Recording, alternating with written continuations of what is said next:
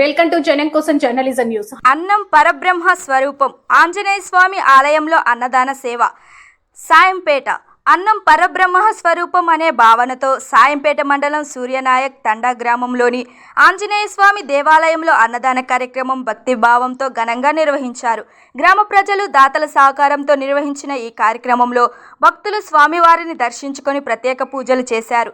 అనంతరం దేవాలయం ప్రాంగణంలో ఏర్పాటు చేసిన అన్నదానంలో పాల్గొని ప్రసాదాన్ని స్వీకరించారు.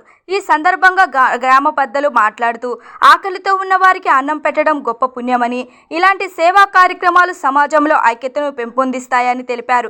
ఈ కార్యక్రమానికి గ్రామ సర్పంచ్ లావుటియా రామారవి, ఉప సర్పంచ్ సునీతా భాస్కర్ హాజరై అన్నదానాన్ని ప్రారంభించారు.